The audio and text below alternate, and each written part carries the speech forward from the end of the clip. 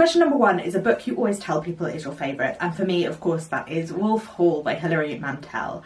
I talk about it all the time on this channel. I have a dedicated review video to the trilogy. Wolf Hall is a trilogy, so there's Wolf Hall, Bring Up the Bodies, and The Mirror and the Light. And Wolf Hall itself begins with Thomas Cromwell's childhood and goes up to the death of his mentor Thomas Wolsey. And then Bring Up the Bodies is from the death of Thomas More to the death of Anne Boleyn, and then The Mirror and the Light, which is the longest one of all, is from the death of Anne Boleyn to the death of Thomas Cromwell himself. I don't think any of those things are spoilers. They happened 500 years ago in real life. But it's such a brilliantly written book, so immersive and evocative of the time period. It's also written in a really interesting style of being in very close third person, so that you feel like you're watching everything over Cromwell's shoulder. You are inside his head, but it is not in first person. Such an interesting way to write, in that we will follow his pattern of thought, and then he will be interrupted by an action, by someone coming into the room, and then it will go back again to what he was thinking about before, but now influenced by the moment of action that happened in between. And I know that historical fiction set in the 16th century is not everybody's cup of tea, and I don't even read that much historical fiction set in this time period, but honestly, the writing is some of the best writing I've ever read, maybe the best writing I've ever read, and I really think it is worth it, even if you don't normally read historical fiction. It might take a little while to get into, but definitely worth it. Like, the word, however, is like an imp coiled beneath your chair.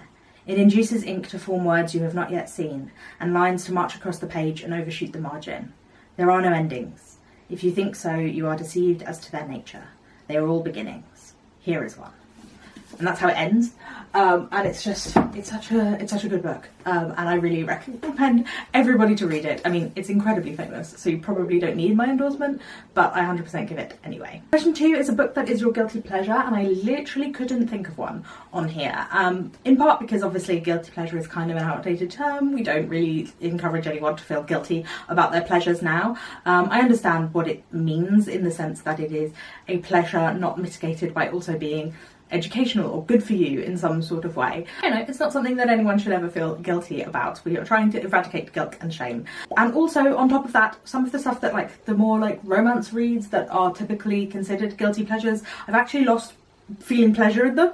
So I never really felt guilty about reading them, but now I don't even enjoy them as much as I did before. So unfortunately for me, I don't have a guilty pleasure that in the way that I used to. 3 is a book that everyone loved and you didn't, and the one that I think most fits this is Pachinko by Min Jin Lee. I didn't hate this book either, I just thought it was okay, but everybody was raving about how much they loved it. It is a family saga set over from the beginning of the 20th century up until like the 70s or 80s. I'm not entirely sure on the dates exactly because I read it a while ago, but it is set in Korea and Japan, and it begins with a woman who has a relationship with a rich man, and she doesn't realise he's married, and she gets pregnant, and then he leaves and goes to Japan where he is working, and she ends up going to Japan as well, and it is her family, what happens to her family as Koreans living in Japan throughout the 20th century. For me, it just didn't really work. I felt like it skipped around from characters really quickly, was quite a shallow engagement with each of the characters. It didn't feel like they were well fleshed out, and the writing itself was a little matter-of-fact and a little uninteresting. So it didn't work for me, but I also know that I don't love family sagas set over a long period of time. A family saga where you follow the same family and it's the same characters throughout, I can enjoy, but ones that hop about through the generations, generally speaking, not for me, for similar reasons. You just cannot connect with the characters. I've hardly read any that are actually particularly interestingly written. They all seem to be much more focused on teaching you something about the history than making a good book. But I know they're super popular, lots of people love them. So question number 4 is a book you read the fastest, and whilst I've said I'm no longer getting much pleasure from romance novels, they are the books that I would read the fastest, because I read them in a particular mood and because they are very easy. So you can listen to a romance novel, because I tend to read them on audiobook, which does also help, but you can listen to them whilst you're doing other things. They don't require like your full attention. You don't need to follow every sentence perfectly to know what's going on or to feel like you're engaging with the book, because it's not about the writing, it's just about these characters and their relationships with one another, so it's very easy to read. I also tend to read them when I'm feeling kind of stuck with other things and kind of grumpy and not in a great mood anyway. Maybe that's why I'm not enjoying them. But there's something that I really normally listen to because I want a distraction and I can't be bothered to sit still and watch TV, so I use them for that reason. So I tend to get through them in like a day or two. Question 5 is a book you feel deserves more hype. And I would say The Betrayed by Riene Akake Melvin. This is a proof, so I'll put the actual cover on the screen here now, but this is set in the Philippines and it's one that I don't think many people have read. It doesn't have a huge amount of reviews, but it is really wonderful. It is about 2 sisters whose father was killed for being opposed to the Marcos regime when they lived in California, and then they go back to the Philippines during a year where there has been so many attempted coups, and one of the sisters' husbands is running to be in government, is running for election, and the sister who isn't married to him is also in love with him. And the sister who is married to him sees ghosts, and the ghost of her father she feels like is constantly haunting her, and she's also pregnant. And it sounds like it's going to be quite melodramatic, but it is a really slow-moving book that really focuses in on life in the Philippines, and it has a great atmosphere. It really feels that like sticky, dark heat, a sense of foreboding and dread kind of hanging over it, and the ghosts work really, really well. I love a literary ghost story, as I say all the time, and this is one that I really, really loved. Yeah, I really love the writing of it. I think it's wonderful, and I think more people should read it. It's not one that I think I've heard anyone else talk about here on BookTube, so I would definitely recommend The Betrayed. It is a chunky book, but definitely worth it. Question 6 is a book that is becoming a TV show or movie. I don't generally speaking follow this, so I had to do some looking up before before I filmed this video, and I saw that Washington Black by Essie Eduguen is becoming a show, I think. I thought that book was good. I didn't really love it. I didn't think the writing was particularly interesting, and it just didn't really work for me. Again, it travels a lot through different time periods, so it's a very plotty book, which is not something I usually enjoy, but I could see it working well as a TV show. It is about a young boy who is on a plantation in Barbados when the slave owner, the master, dies, and his 2 sons come. One of his sons is a scientist and an abolitionist who takes an interest in this young boy and is trying to build a flying machine, and eventually they leave the island, and he travels across the world from North America and to England as well, and it has a lot of like science stuff, a lot of like natural world, and he is a great artist, and it is an interesting story and a kind of an adventure story, but in a kind of way that isn't commonly shown. So I think it could be good in television form because there is so much in it, there is so much plot packed in it, and I think it could be a really interesting story. Question 7 is a book that you have reread the most, and I very rarely reread books. I sometimes re-listen to audiobooks, but they're usually middle grade. So the answer is probably the Nevermore series, because all of these books that I do love, I don't really reread because I'm always looking for something new, but there are times when I'm just wanting to listen to something easy, like before I go to sleep. For example, I always need to listen to something, and so it tends to be that kind of middle grade stuff that is, again, easy to, you don't have to pay so much attention to, you can just sort of fall asleep whilst it is going on. And the Nevermore Trilogy, Nevermore series, of which there are so far 3 by Jessica Townsend, is one that I really, really love. It tells the story of Morrigan Crow, who is doomed to die on her 11th birthday, but instead of dying, she gets taken away by Jupiter North, this eccentric man, through a clock into this world that she never knew existed, and she is being put forward to be in the Wondrous Society, which is a society for people who have knacks, special skills or talents. The only problem is she doesn't have one, and if she doesn't get in, she'll be sent back to where she was from. And it's really brilliant. It really has that magic, that feeling of escaping into a wondrous world. It has a lot of charm and like set pieces, like Halloween and Christmas kind of feeling, and I think it's just really wholesome. I'm looking forward to the next one, which has been put off a couple of times because I think Jessica Townsend is not well, but hopefully it will come out soon. Number 8 is a book from a genre you don't typically read, and I have dabbled in horror, but I don't read it very, very regularly. But one that I do love is Build Your House Around My Body by Violet Cooper Smith. This one is set in Vietnam across 2 different time periods. 3 children, a girl and 2 boys, from a mountain town in the 80s in Vietnam, and one day the girl goes missing. And then also in current day in Ho Chi Minh City, where a Vietnamese American woman has gone back to Vietnam to teach English as a foreign language, and living in a flat that has a strange dip indentation in it, and strange smells and water coming from that gap. And it is really eerie and really wonderfully just atmospheric and creepy, and I really love the horror of it. The way that it's described is wonderful. The feeling of it is really, really visual, a really evocative story, and I think it has the right amount of horror and tension throughout. It doesn't let up too much, but it also doesn't start off high octane and just never go anywhere below that. It has a nice pacing to the book, and I think it's really well done, and a really fun read as well. I really, really enjoyed reading it, and it's something that I've been looking for more like that, but I have struggled. I've never found anything as fun as that. A book that deserves all the hype it gets, well, obviously Wolf Hall, which won the Booker, I would definitely say deserves that hype, but also White Teeth by Zadie Smith and On Beauty by Zadie Smith. Zadie Smith is obviously a very well-known writer, but I absolutely love her. I have a video about On Beauty that you can go check out. I will leave in the cards above if you are interested. I really love her writing. I love the kind of slow moving way that she writes, the way that she builds these characters and their interactions and their relationships, and just kind of lets them go and they kind of propel the story themselves.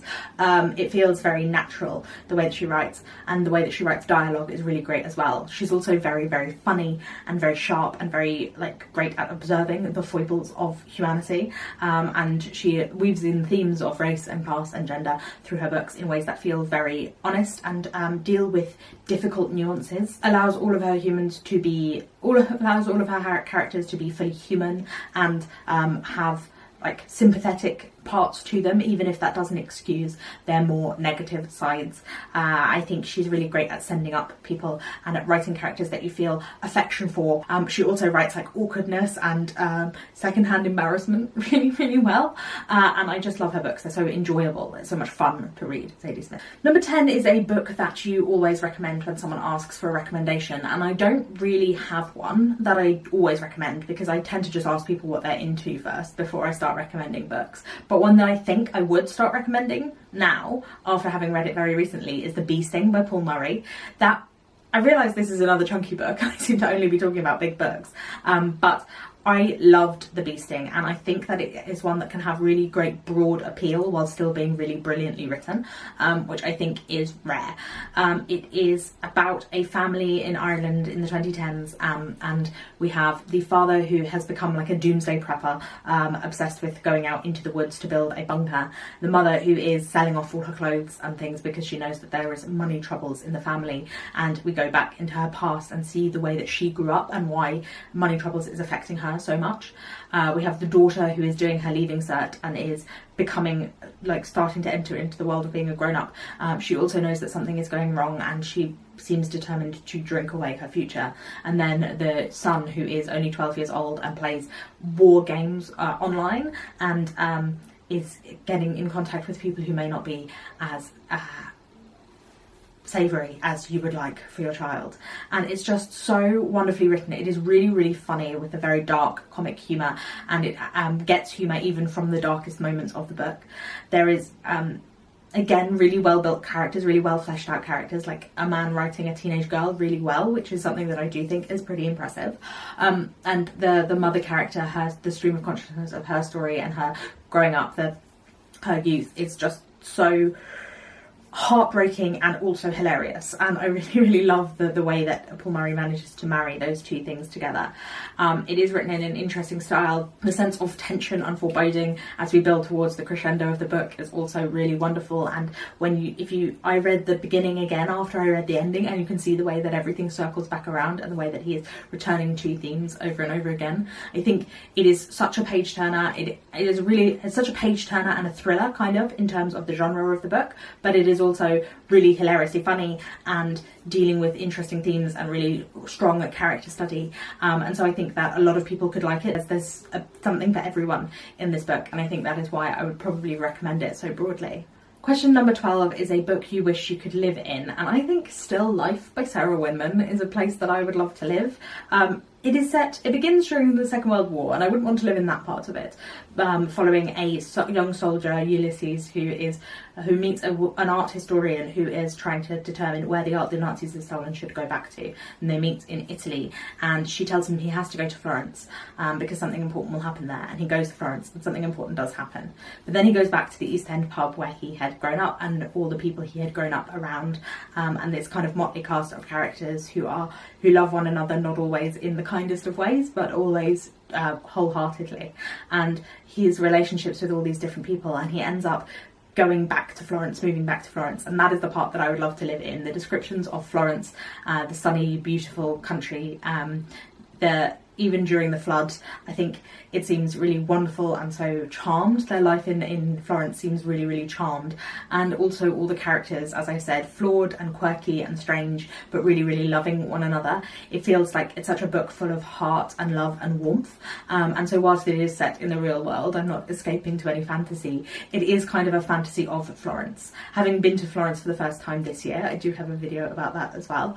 That was much more like Disneyland for people who are into like art and history. Like there was a lot of tourists, it was very, very busy, it was wonderful and beautiful, but it wasn't the same way it feels in the book, where it feels like home.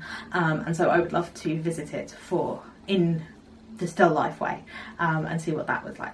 Number 13 is a book you thought you would hate, but you ended up loving. And for me, I read some books recommended by the Storygraphs algorithm, and one of them was The Philosopher's Flight. It is a fantasy set in the early 20th century about where there are witches in America, and this one boy is the son of a very famous witch and the brother of a very famous witch, and he can also fly, which is really rare for men. And he wants to join up to this very prestigious flying academy at a university and become a flyer, but because he's a man, like they really don't trust him and they don't want him there.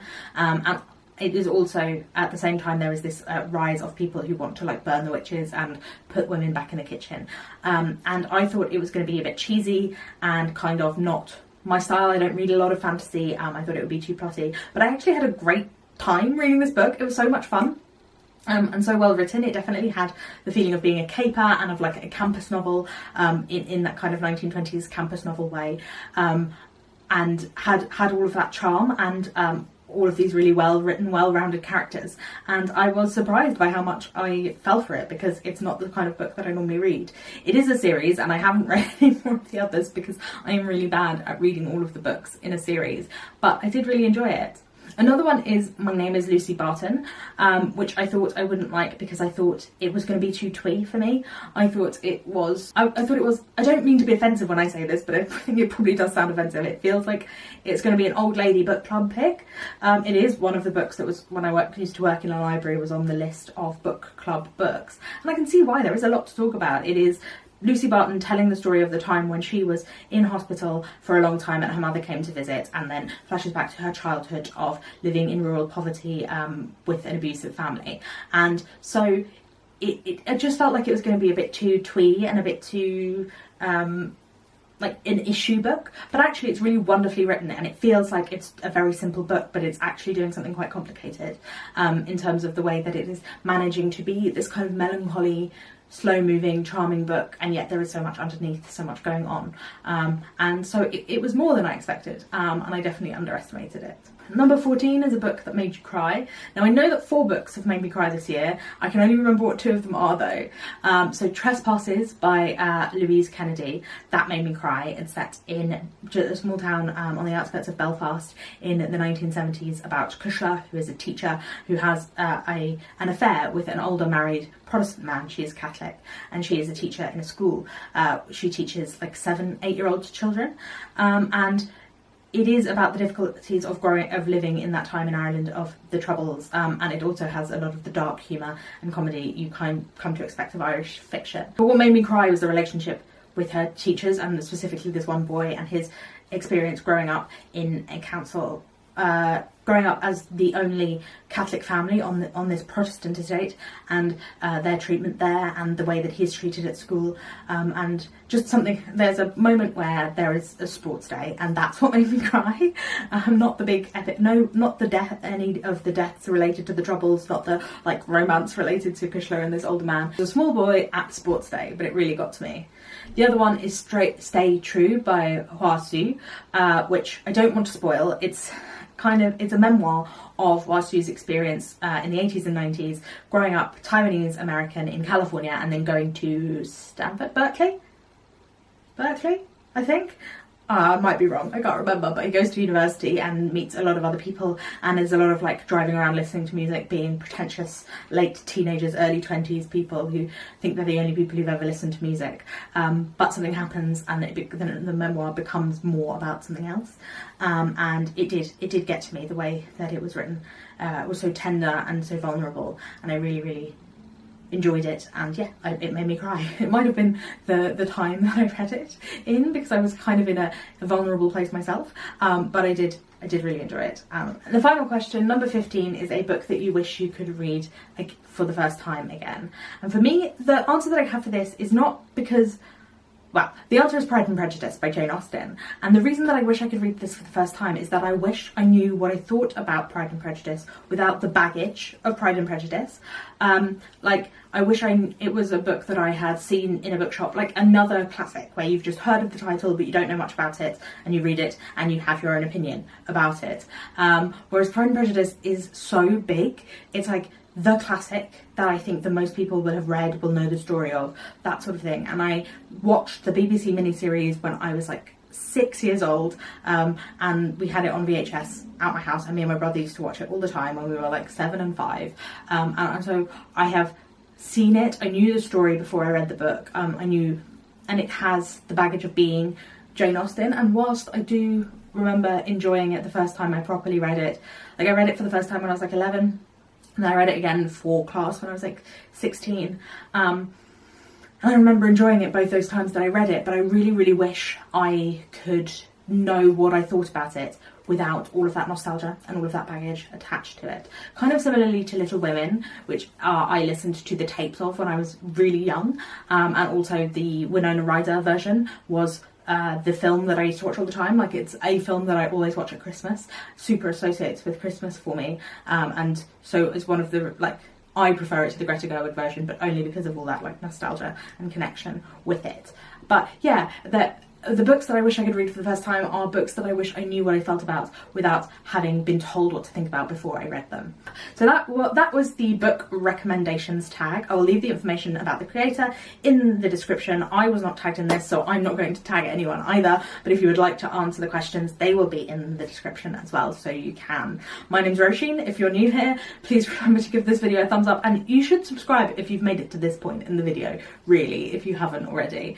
I put out new videos twice a week, so I will see you again very soon with another video. Thank you for watching. Bye!